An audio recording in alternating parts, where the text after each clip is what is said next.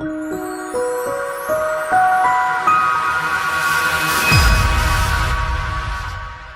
going to answer it also a little different. I also appreciate all the stuff that you did, but we should focus on that these brands are also really trying. Facebook does have a testing process. They, as you noted, it's small. They have a small team, but they are really trying. And LinkedIn, unfortunately, LinkedIn was a lot more accessible than any of the other platforms when a testing was done in Australia a few years ago. They were the top a few years ago.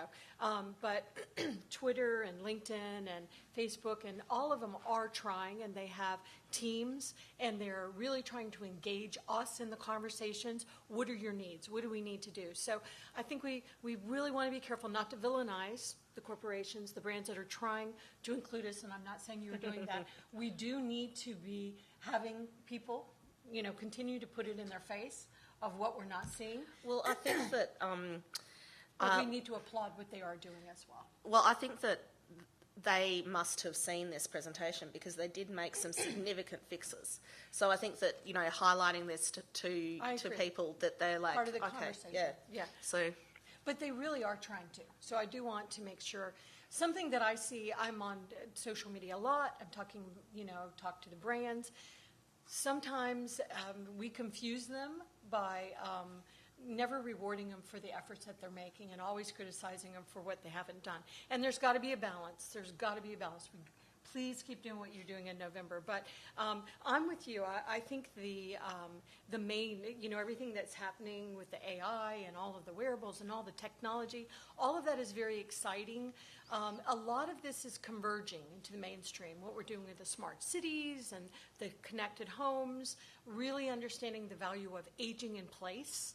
All of those things that are happening, I'm very hopeful. But I will tell you, despite accessibility issues, people with disabilities are on social media. They are on it. Sometimes they have to do it. It takes them a lot longer to do something than somebody that doesn't have a disability. So we've got a lot of work to do. But one thing I wanted to make sure that was said in here is that more of us need to join these conversations so that we can continue to have our needs heard and continue to reward the brands that are including us and really encourage their competitors to make sure that we're included. Mm-hmm. I wrote a paper on employment and social media, and I actually, before I published it, I sent it to the LinkedIn accessibility person, and I think he probably found that helpful in terms of saying to his seniors, we're getting bad publicity, and sometimes the squeaky wheel gets the oil. We do this for video players as well. We've been doing this for video players for 3 years, and it's amazing how some of the things that we found in the first year have been magically fixed, when they hadn't actually, been fixed for many, many years before. So, if this is the process to make the social media better, that's great, and I'd love to run this presentation in a year or two and say, and it was bad, and then it now works. It's great. So, but I mean, I brushed over Twitter very quickly, but Twitter is absolutely amazing. They are on the ball. They fully accessible as far as I'm concerned in terms of the really big issues. And so I think that whatever they're doing really, really well. So they should definitely be commended. I love Twitter. Me too. And just to that point, I think one thing to add is that Silicon Valley works together. A lot of times we look at Facebook and Twitter and Uber, and Uber is not a social media company, but they're a tech giant in San Francisco. They are all working together. In that community, we just threw a happy hour out there for Global Accessibility Awareness Day. They were all there talking about the next time they're going to meet up, the next time they're going to get together. So applaud them for what they're doing. I know one of the things that Uber made sure that if you can request a ride now through Facebook Messenger for Uber, that was accessible. So seeing the collaboration between Silicon Valley is amazing. And if we can broaden that, because there's so many jobs in accessibility out there right now, it's just going to get better and better in the future. I really appreciate all of you speaking to the complexity, the nuances of social media accessibility. And I think it actually leads in very well to my next question. But another thing that I want to make sure we're thinking about too is not the accessibility of the technological platforms themselves, but also how are people using these platforms, because a lot of the onus is on us as well as users of social media to ensure that we're doing what we can to make things accessible. So for example, I've started integrating image descriptions into my personal social media posts, because I have a lot of friends who are blind or low vision or visually impaired, and I would like them to be able to know what I'm posting. So the reason I bring this up is because I want to know your thoughts on why it's so critical for businesses specifically to ensure that their social media usage is fully accessible to people with disabilities. So again, that does come with choosing platforms that are accessible, but it also comes with knowing how to make the most out of a platform that may not be fully accessible. So I'm very interested to hear your thoughts on that. And again, I think we could just go down the line. No, definitely. I think beyond recruitment, we could talk recruitment all day on social media. What was it? 95% of recruiters use social media, and we've all got the recruiters reaching out to our LinkedIn profile and sending us messages. So I think if you look beyond just employment or news or marketing your company, choosing, like you said, Emily, the social media platforms that are accessible. I think that the companies like Apple and again the Fortune 100s are really going to start looking into this and saying, okay, hey, if our recruitment department, if we're using Insight Global to do our recruiting, let's make sure that LinkedIn is accessible, and we have an emphasis on hiring individuals with disabilities this year. Let's make sure that LinkedIn is doing this, and when a company like Apple is reaching out to LinkedIn and saying, hey, we're not going to use your product anymore if it's not accessible, LinkedIn will listen. So. I agree. And it's always a shame when you see a brand go backwards. Yeah. They were more accessible and now they're less. And so either they're stagnant or they haven't figured out how to really blend it into their processes, or there's some problem. So you do need, people watching them. But I agree. It is also up to us to use the tools that are there and to take the time to describe. And to, with the brands that we work with at Ruh Global, we're always encouraging them to understand the language of disability inclusion and accessibility and to use the right language, because we find sometimes that's not happening. Pictures and, there are so many bad examples that we can use, but really understanding and then actually engaging with us. You gave the example of Virgin Airlines, tweeting it out. You tweeting it out and them responding, which was appropriate, but I really encourage brands to engage with us and talk to us. What they have to do is humanize their brand. Humanize it for us. Tell us what you're doing. Tell us what you stand for. Who are you? And at the same time, listen to us and engage with us, which is where you went. Yeah, I agree. It's something that we need to take responsibility for as well. And I think that it's something that, businesses sometimes overlook. I'm just thinking about in Accessibility Oz, for a while I was the responsible person for tweeting, which is one of the reasons why we didn't tweet very often. And, I know how to add alt attributes to images on Twitter. But, I'm just thinking we're handing that over to another person, and I didn't even think that I would actually need to train that person on how to do it, or just tell them that feature was available. So, yeah, and the other thing that I have noticed is that the social media accessibility pages, they have very detailed accessibility pages on how to use their systems, which is fantastic, but they're really hard to find. They're really, really hard to find. And one of the things that I'll talk about later is actually telling your users where those pages are. You don't necessarily need to reinvent the wheel, but just telling people where to find the accessibility page on how to use Facebook can help them significantly. So another important thing to talk about in reference to using social media in an accessible way is the return on investment when you do so. So this could be an answer that you take in multiple directions, whether it's internal in terms of bringing people on, or external in terms of company values and how they present themselves. But what is the return on investment? Have you seen an actual return on investment for a brand or a company that has taken the time or made the effort to focus on bringing accessibility into the fold of what they do on social media? I'll take it first. I think, a lot of different ways that you can do that, and I'll kind of use AudioEye as an example. And we kind of have this company culture of people first, right? We hire really smart people so they can tell us what to do, and what Steve Jobs used to say. We use social media to recruit, right? So we're looking for individuals with disabilities to join our organization and our company, whether it's testers, whether it's engineers, and if they don't have access to that technology, if they're not on LinkedIn, and the reason is that LinkedIn is inaccessible, we can't find that talent. And to us, the biggest thing for ROI is solid talent. So we, by having this accessible LinkedIn or an accessible Twitter where we can find this talent, becomes a big benefit for AudioEye. And then also the marketing aspects that come into it, right?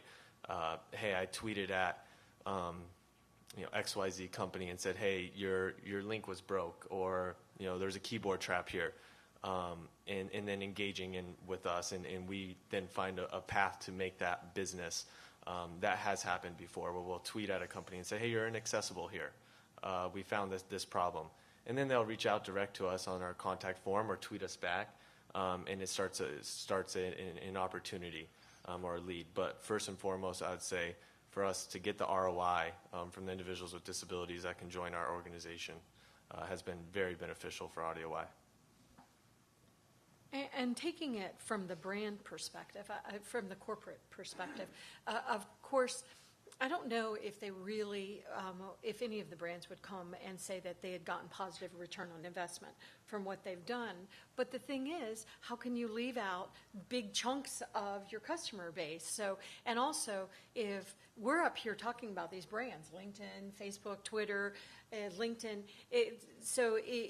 they know that we're talking about them, and they want to be in the conversations, and they want to be considered as part of the solution. And also, more and more consumers are saying, we expect brands to be good brands. We expect you to do the right thing by the different, segments of population, by the community, and they're very tapped in and concerned about their corporate social responsibility and their image. And so I don't think we can right now, really, if somebody was going to hold our feet to the fire to show us that they can prove that because they made something accessible, I don't know that those studies are there. Maybe this is an opportunity for your group, but I do know that they understand that they have to be in this conversation, and they have to be making sure it's included for everyone. And as I said in an earlier panel, when I was training Verizon Wireless, for example, we were talking about people with disabilities, but I broadened it and said, now remember, as we make things more accessible, it also makes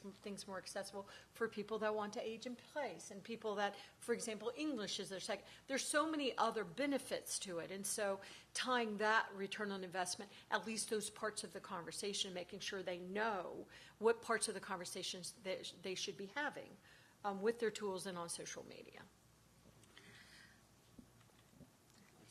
Yep, question? We can take questions. Yeah, and we're going to get you a microphone. Yeah, we're just going to wait till you have a microphone. Who we're really, really proud to have Robert in this conversation because he's been a big leader in our government. Sorry, Robert, but you started it. I was going to compliment you for what you said. So, I think what you said can be summarized in very simply. For each social media company,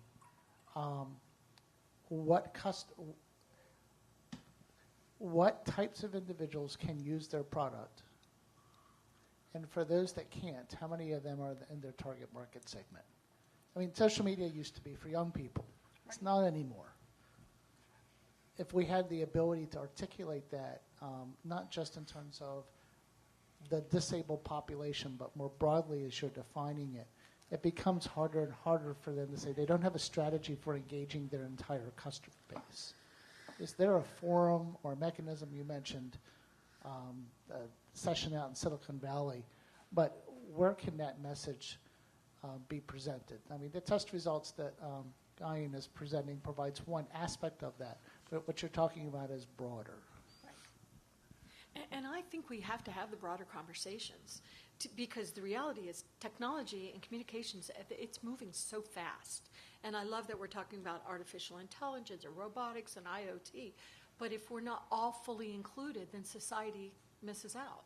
And that's why we created, volunteer-wise, Access Chat, so that we could at least be bringing in the people that are having the conversations, the brands, the ambassadors, the disability representatives, and so the governments. There's a lot of interesting things happening.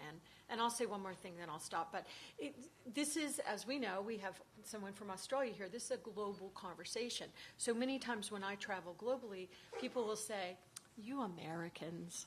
They're saying that a lot right now, and I won't go there. Oh, yeah. But I won't go there. But they'll say, "Why are you always suing each other? You shouldn't be. Y'all need to stop having these compliance conversations about accessibility, and you need to instead talk about the return on investment. And how do we, we are a market you shouldn't ignore." But sometimes our lawsuits are up on web accessibility from August 15th through August 2015 through August 2016, 65%. And pretty much, I believe, everyone settles, right?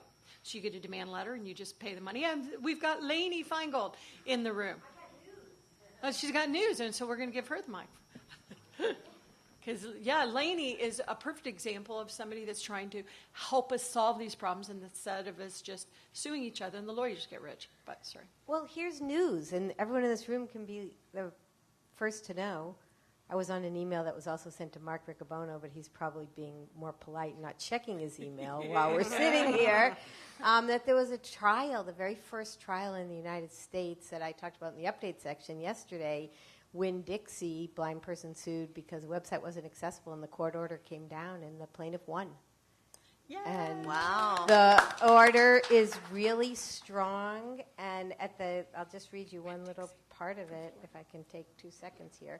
And I will put it on Twitter because I know, like learning from the experts on this panel, that Twitter's and social media is an amazing way to share accessibility victories with each other that we can all put in our pockets. But the judge said that the Winn-Dixie had to meet WCAG 2.0, and the judge said Winn-Dixie itself has already started fixing the website, and the company officers agreed it wouldn't be burdensome. So now you know, and yes, there's a lot of lawsuits, and yes, everyone knows my view on lawsuits. I won't go over it here, but sometimes this case, let me just tell you, this case is going to move the needle forward more than all the work that I've done that no one's ever heard of because it's not a case. So there you have it. I agree. And that's what we've seen, too. Whenever they talk about you Americans with your litigation, because of our litigation, there has been global changes because of it. I mean, it has. And do we do it really hard? Absolutely, we do it really hard. Are we sassy on social media? Yeah, we are. Well, just from a global perspective, I really agree. Yes, a lot of people think, oh my God, the US is litigious, but that is also why you guys are better at accessibility than anyone else in the world, and I mean better than Australia. Australia had WCAG 2 as a requirement from 2010, and there were these timelines that people had to meet, 2012 and 2014. There's a flurry of activity to, meet accessibility requirements, and then the timelines passed, deadlines passed, nothing happened, and they went, oh, we don't actually have to worry about this.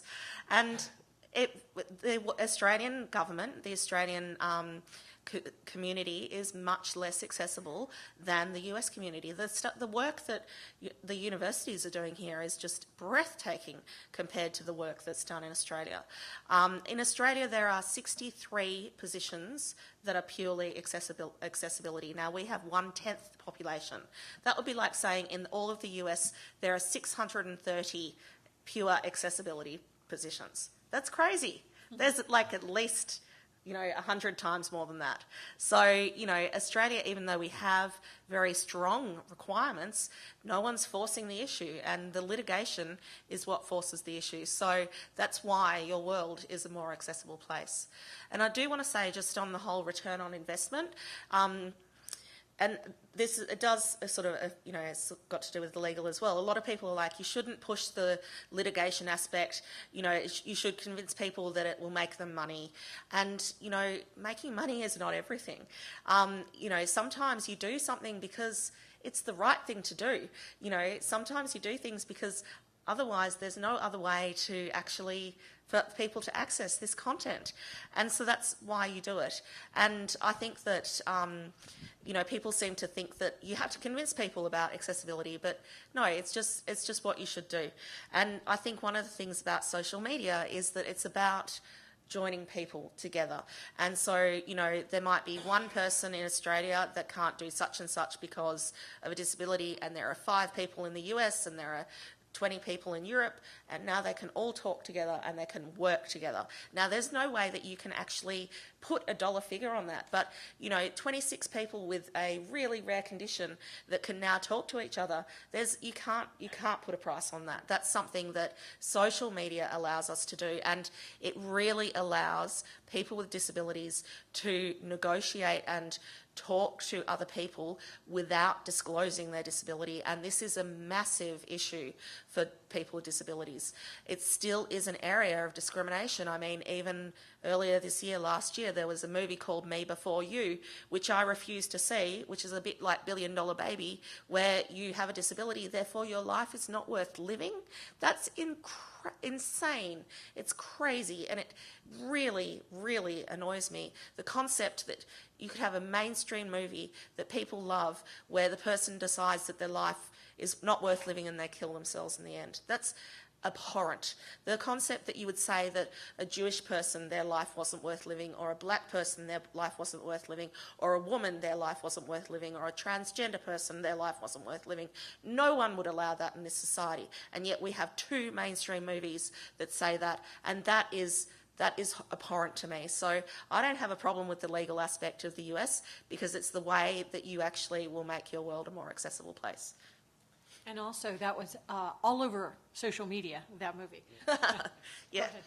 John Folio, DQ Systems. It's really interesting that you're talking about this, and Lainey's in the room. One of the problems that I'm seeing right now, you were talking about return on investment, ROI, and for a lot of large organizations today, they have no choice but to participate in the social media platforms. These major brands have to have a Facebook page, have to have a Twitter account, have to have a Pinterest account, yada, yada, yada. We're starting to see, I'm seeing a problem here. I'm getting a little concerned that these corporate actors that have to use these platforms, we can't go to them and say, well, it's not fully accessible, don't use Twitter. They're just going to laugh at us and say, get out of here, right? I mean, we use that for client engagement. But the problem is that when you're using that platform, you are in fact exposing yourself to some kind of legal risk because the content is not accessible. And so one of the things that I've been suggesting to people, and I'd be curious to hear feedback from the panel and maybe Lainey as well, is having an internal policy that basically address, when I look at social media and accessibility, it basically falls into 2 buckets. There's the content that is being posted on social media, and there's the social media platform. And we as third-party actors, these corporate companies that are posting on the different platforms, we can't change the platform. I can't fix the problems that Gian pointed out with Facebook, but yet I'm still using and I'm still posting on Facebook. What are the things that I can do internally to do as much as I can to meet WCAG 2, that's under my control, and what's not under my control? And I would suggest that having an internal policy that basically outlines these are the WCAG success criteria that we can meet. We can ensure all images have alternative text. We can ensure that our color palettes provide sufficient color contrast. We cannot impact on visible tab focus, right? And having that list of things that you can then, and basically it's a commitment at that point. So that when the lawyers do come knocking on the door, you go, yep, we're aware of the issues. This is what we are doing. This is the stuff that's under our control. So that's what I talk about at the end. Right. I'm going to have 5 steps. So you just went straight to the end. I get it, your presentation. I'm sorry, Jen. That's it. I'm leaving. But Great point, Debra. yeah, Great you're right. And also, I've done a lot of reviewing of policies, especially in higher education. And I sometimes they mention accessibility in procurement if you're lucky. And they definitely mention it in websites, and they sometimes mention it when they're talking about LMSs and things like that. But they never mention it in social media. And that's the first thing I do. I say, no, social media, you have to talk about accessibility, because you're right, you can't fix these things. They're not going to fix these things overnight. I hope they do, but they haven't so far. And you are responsible for the content that you release out to social media. So if you have a competition that you release out to Twitter and Facebook and Instagram to win an iPad, and someone can't apply because they couldn't access that social media, they can sue you for that. They're not going to sue Twitter, they're going to sue you. So you have to be aware of that. Yep. So I think that this all actually ties together quite nicely on all sides of the equation. So both talking about the users of social media, talking about the individuals who are using it, the brands who are using it, talking about how we can do our best, each and every one of us, to make things more accessible for people. And I am, in my personal capacity, one of those sassy Twitter users that you talked about. I will call you out, absolutely. And on Me Before You, of course. I was very vocal on that film in particular. Yeah. Extremely vocal on that. But the reason that I bring that up, believe it or not, is because it's related to I think the last question that I want to ask before we get to your last bit of the presentation. So, as much as I believe that it is not the responsibility of people with disabilities to constantly be a living, breathing, teachable moment, sometimes, Yeah. I feel like I'm like that all the time, and it can be exhausting, but I do think that we have a responsibility as well to be open to working with people and educating. It cannot be a push-pull. It needs to be everyone working together.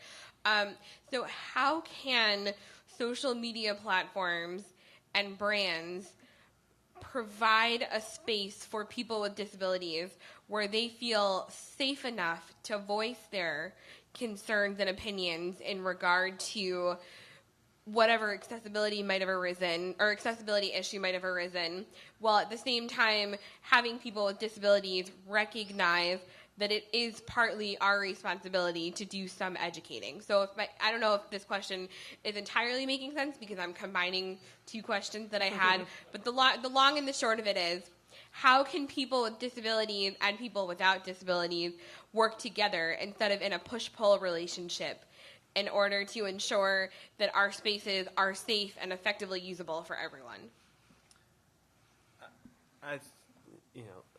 I think that there's multiple ways to go with that for sure. And the first, answer is we cannot shy away from social media, no matter who it is, whether an individual with a disability, grandma and grandpa, our children, right?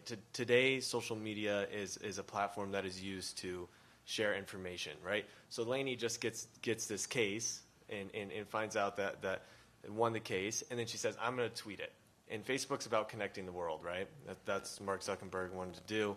And now everyone in the accessibility community knows about this case because Lainey tweets it out. I think that is amazing, and we can't shy away from not joining social media, right? As an individual with a disability, if I say I'm not going to join social media because it's inaccessible, well, then I'm not pushing the paper forward. I'm not moving the needle because I'm just saying, oh, it's not for me. I can't join it. Rather than going forward, joining it, being vocal, but at the same time, and to Debra's comment earlier, let's praise Facebook. Let's praise Twitter. Because when we talk about companies that are doing great things, they're going to put more behind it. So if we'd say, Facebook, you're killing it with everything that you're doing around accessibility, and we're listening, and we know it's not perfect yet, but we're getting there. That's going to help move the needle for Facebook, and they're going to know, hey, that's an ROI for us. Look at this industry moving it forward. So first and foremost, encourage everyone to join social media. It's not only the safe thing to do nowadays because of all the alerts that come out, But there's just such a benefit in every aspect that you can do with social media. Young people like Ty give me very good hope for the future. So I think, you know, we're a marketing communications company. We're all over social media. I have several of my staff in the room, and we're all over social media. But one thing that I see is that sometimes when people are trying to make their point, they make it in an extremely ugly, sometimes vicious way. Nothing can be, it's amazing how vicious people can get on social media. It reminds me of people driving in a car and you cut me off and I send some sign language, you know, to you. And you know, when people started getting shot in the United States over that, right? So we try not to do it. But some of the things sometimes that are sad and some of the way that brands are attacked, it just shocks me. And I know that we put out an image on GAD, Global Accessibility Awareness Day, and the person actually went through our process, but still the contrasts were a little off. Now, we should know better, but you know how it is. It's like just a little off. The attacks were so vicious. Instead of using it as a teachable moment, which I think is what you're saying, is saying, you know, and so we can't always be us and them, always, I'm going to get you for that. And I see that a lot on social media. I see just really viciousness. I know that we were having a guest on Access Chat, and it was the history of autism in a different key. And they were talking about some really bad history that we've had with autism, which has taken us where we are. And I had a group of people they were vicious towards this author, just vicious. And I thought, can't we just have a conversation about this? So if I've screwed up, if I've said the wrong thing, if I've said disabled people instead of, you know, I remember one time I gave a speech and I spoke for 2 hours and I thought I made some really good points. And a woman came up to me afterwards and said, you used short stature instead of little person. And I thought, okay, but did you hear anything else I said? So I get that we can, and you know, that got us in trouble being politically correct in the U.S. recently, or not these days. But I think I'm into being nice on social media, and I'm not saying don't do the reporting and stuff like she's doing. Thank goodness her team is doing this, because you do need, the squeaky wheel does get heard. But I think there's a way to talk to people that they hear better than other ways, and I don't always see that kind of behavior on social media, sometimes by our president. Think before you Y'all tweet. know he loves Twitter. Okay, so I think there's one thing that we can all agree on, and okay. So I think one thing that Ty is forgetting is that being a woman on social media is incredibly difficult, and it's one of the reasons why I have a very strong persona. I'm quite happy to, you know, tell it how it is, but I'm not on social media because the attacks are vicious, they're personal, and they are dangerous. You know, I do not want my address splattered all over social media. I do not want to get rape and death threats. So me personally, I'm not on social media. When I am on social media, it's only personal, it's always locked down, and it's under a different name. So that is something that you need to be aware of, as I'm not saying you, that everyone needs to be aware of as well, is that sometimes social media can attract the wrong elements, and it can be actually physically dangerous. And so I do wonder how my life would be different if I said the things that I say, like I say now, on social media. And I don't know if I'd still be alive. But anyway, so I think that's something that we need to be aware of. So I appreciate that point as a woman and as someone who also has a disability. And while you might be wondering how I'm going to wrap that all up, since originally the scope was employment, but the reality is that when you're on social media trying to mind your own business and do something like look for a job, and then you go out and express your opinion about something, even if it is about accessibility or a disability issue, you want to know that you're using a safe space where you can find an outlet to express whatever concern you have as someone with a disability, and also be able to connect with people to go about other business in your life. So I do think that there was a connection there. and it's been running through my mind the entire time you've been talking. So I appreciate everything that you have all brought up. So in the interest of time, Gian, I'm going to challenge you to a 5-minute, 5 steps for social media accessibility presentation. Okay, can I make it 7.5 minutes? Yeah, you have 5 minutes, and then we'll take some questions in the last 5 minutes. Okay, cool. So, step 1, contact details. Every single social media network has an about page or an about section. Make sure you have your phone number, your email address, your website, and have someone's email address, not inquiries at such and such. Actually have someone responsible for that. Step 2, repeat content. Any content that is on your website, on social media that you put out to your social media, make sure it is also on your website. And if it's a big deal on social media, it should be a big deal on your website. It should be in your homepage, or it should have its own separate section. If you do a lot of social media stuff, consider putting out daily or weekly digests. So here's what we posted to Twitter this week. Also have points of entry. So, if you have newsletters and things like that, don't just point people to your homepage, point people to the actual page that has that information. And don't just use one social media network. Use many of them and make sure one of them is Twitter. Provide alternative apps. So provide contact details to social media support or accessibility teams within your own organisation. Provide links to those social media accessibility tips and support that are on the social media networks themselves, and provide links to alternative apps and websites that create an accessible interface, and I'll talk about those in a moment. Use clear and simple language, step 4. Use camel case. So if you're going to run words together for a hashtag like accessibility is important, then you capitalise the A, you capitalise the I, and you capitalise the other I. Avoid abbreviations where you can. Limit hashtags, add them only to the end. Avoid misspelling, and if you're linking to others' content, if it's YouTube, you need to warn them of the autoplay, and you need to consider providing them with transcripts or captions and audio descriptions.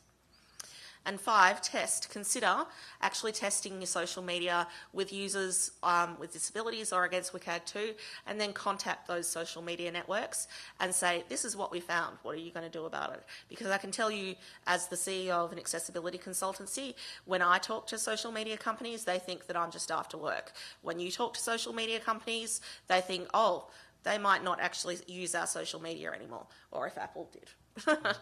So, in terms of specific tips to make Facebook accessible, make sure you add captions to images. So this will actually show up as text on your image, but that is the only alternative option that you have.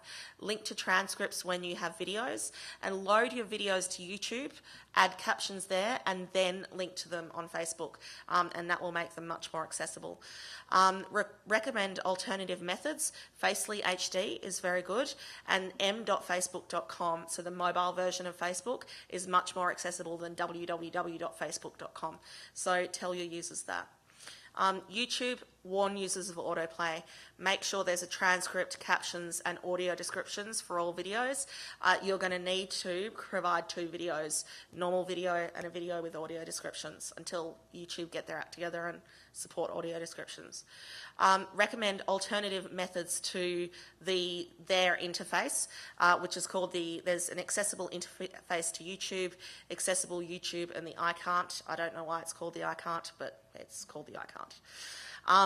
But actually, the best solution is to actually host your videos on YouTube, and then have a video player on your site and pull the video and play them on your site. Does that make sense to everyone? Okay. Okay, it made sense to the speaker over there. So, in our testing recently, we found AusPlayer was 81% accessible, and we were incredibly pedantic over testing. We tested on 6 different browsers and 3 different screen readers, and 4 different operating systems. AblePlayer was the next most accessible, which was 70% accessible, and that is the best option for YouTube. Host your videos on YouTube, have them on your website. Twitter, use the alternative text description and use camel case.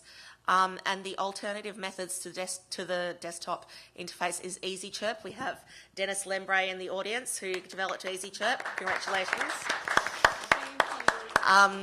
And Twitterific, which is a mobile app, which is great.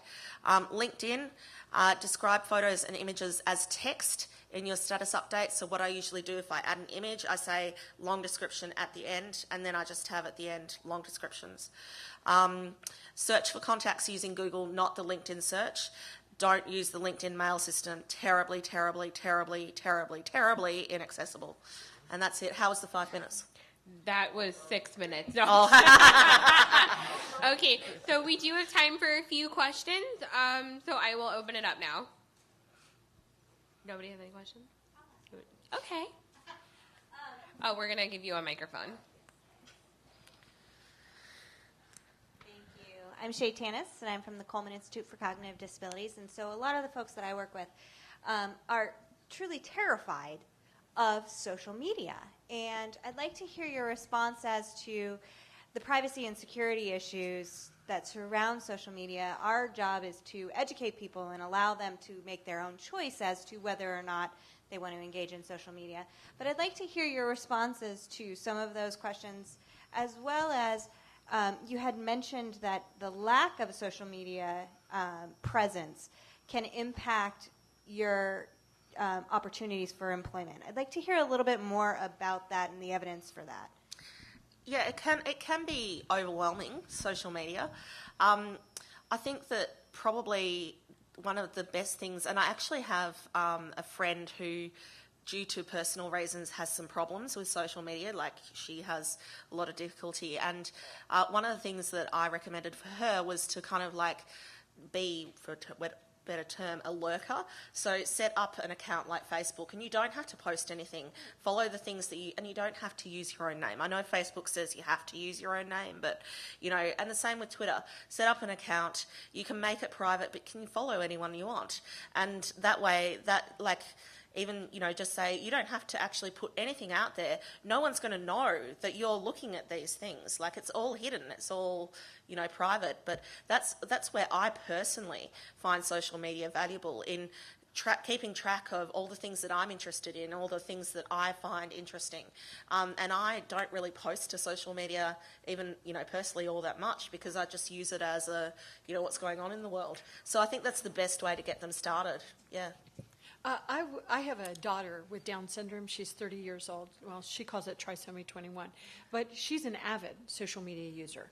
And she's actually posted things on Facebook that I'm like, oh, no. So I monitor it as her mother, and my son is in the room, and he helps and stuff, too. But I just you made me think of this, but a problem she's having, and it's not just because she has Down syndrome, because I bet, others have this, is that if she stays on it too long, if I'm not paying attention, she